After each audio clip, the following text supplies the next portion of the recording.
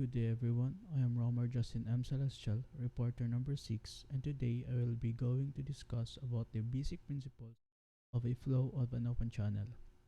In this discussion, we're going to talk about fundamental equation of flow, three forms of energy, Bernoulli's theorem, uniform flow, Manning's formula, non-uniform flow, unsteady, non-uniform flow, Rode number, and hydraulic jump. So first, let us define what is flow in an open channel.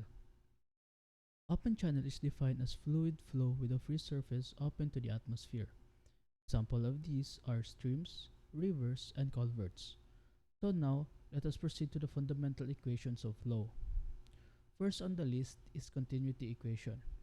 The continuity equation states that the rate of which mass enters a system is equals to the rate at which mass leaves the system plus accumulation of mass within the system.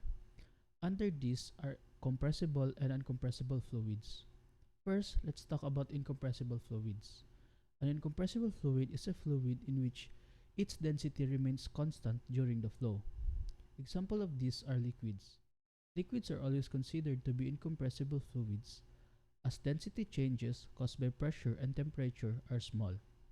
It also can be identified with the formula of A1V1 is equals to A2V2, or area 1 times volume 1 is equals to the area 2 times volume 2, or Q in is equals to Q out, or discharge that goes inside is equals to discharge that is going to be outside. Second is compressible fluids. Compressible fluids deals with flows having significant changes in fluid density. Example of these are gas, vapor streams, and etc. Compressible fluids are also described with the formula density 1 times area 1 times volume 1 is equals to density 2 times area 2 times volume 2. Next is energy equation. Energy equation is an expression of the first law of thermodynamics, or law of conservation of energy. Basically, energy equation is defined by work done is equals to force exerted times distance moved. Moving on, we have three forms of energy. First is kinetic energy. Kinetic energy is a form of energy that an object or particle has by reason of its motion. If work, which transfers energy, is done on an object by applying a net force, the object speeds up and thereby gains kinetic energy. Kinetic energy's formula is kinetic energy is equals to 1/2 times mass times velocity squared. Second is pressure energy. Pressure energy is the energy contained in each unit of the fluid due to effect of thermal kinetic motions of the atoms lessened by attractive forces of the fluid molecules on each other. It can be denoted, or its formula is pressure energy is equals to pressure difference over density of the fluid. Third form of energy is potential energy. It is the result of stored energy or particles due to its positioning. Its formula is potential energy is equals to mass times gravity times height. Now, let's talk about Bernoulli equation. Bernoulli principle relates the pressure of fluid to its elevation and speed.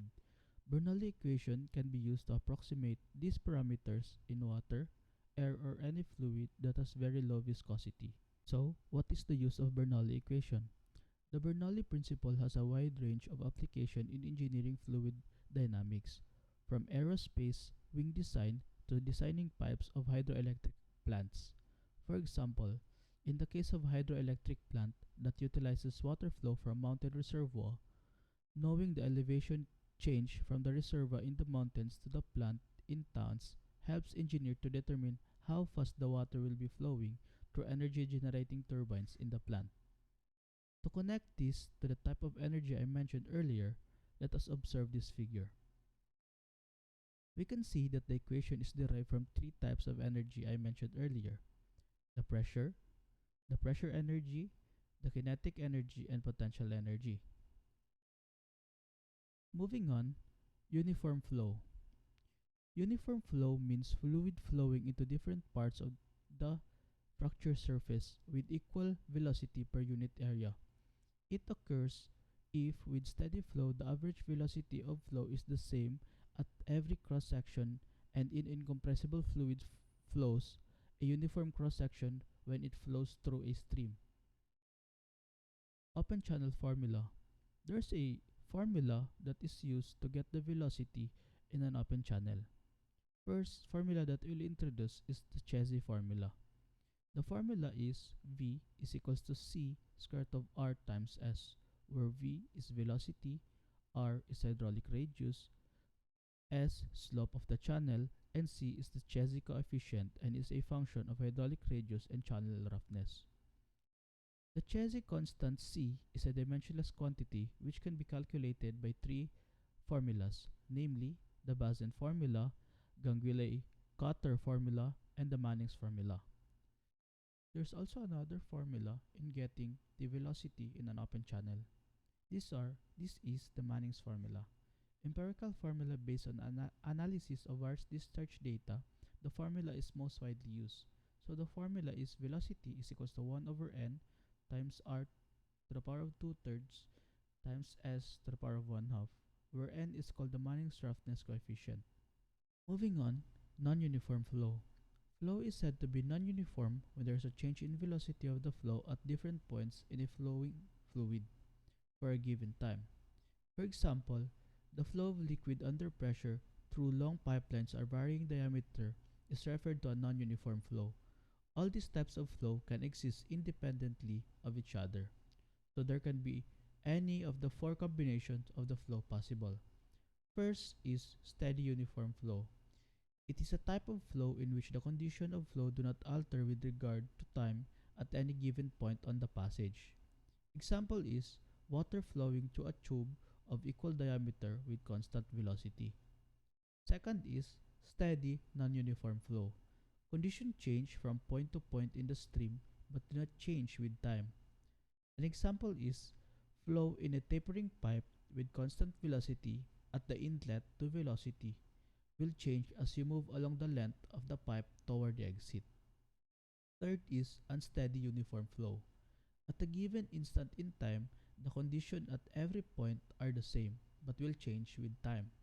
An example is a pipe of constant diameter connected to a pump pumping at a constant rate, which is then switched off.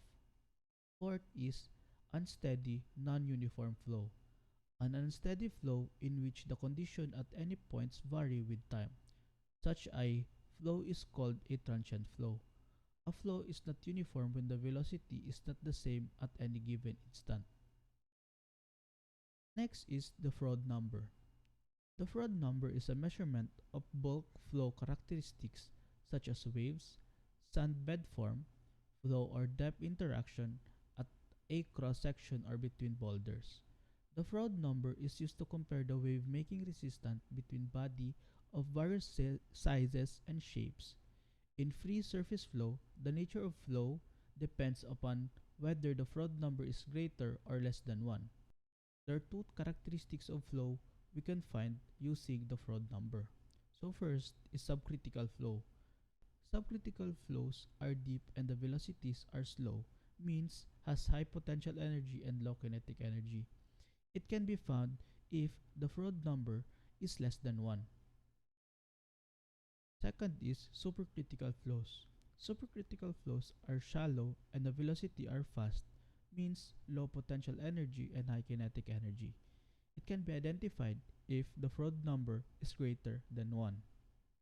It is generally expressed as Fr or Froude number is equals to V over square root of G times D, in which D is the depth of flow, G is the gravitational acceleration, and V is the celerity of small surface or gravity wave. Next is hydraulic jump. A hydraulic jump is a phenomena in the science of hydraulics in which is frequently observed in open channel flows such as rivers and spillways. When liquid at high velocity discharges into zone of lower velocity, a rather abrupt rise occurs in the liquid's surface. It is a transitional flow from supercritical to subcritical. So we can use Froude number to observe what type of hydraulic jump occurs. There are 5 types of hydraulic jump. First is the ondular jump. where the Froude number is 1 to 1.7. It is irregular, not properly formed, and there are certain turbulences in water particles. Second is the weak jump, where its Froude number is 1.7 to 2.5. It takes place when the velocity in water is very less and the water particles cannot be stable and flows in various ways. Third is the oscillating jump with a Froude number of 2.5 to 4.5. It forms when an oscillating jet enters into supercritical state and the number of particles start oscillating in clockwise or either anticlockwise direction, forming slighter tides or wave to the top surface. Also, the flow is dependent on heavy blow of air in one direction. Fourth is the steady jump, with Froude number 4.5 to 9. The bed surface is quite rough, so the particles start to tend in one direction with heavy velocity and turbulence. Frictional losses are more in this type of jump. The fifth is strong jump, with a Froude number of greater than 9. It is a perfect jump form when frictional losses are more. Air pressure division is equal and velocity is very high that losses takes place. The water changes its state from supercritical to subcritical in very short length of time when compared to all other types of hydraulic jump. So, this jump is highly preferred in dam structures. So, that is the end of my report. Thank you for listening.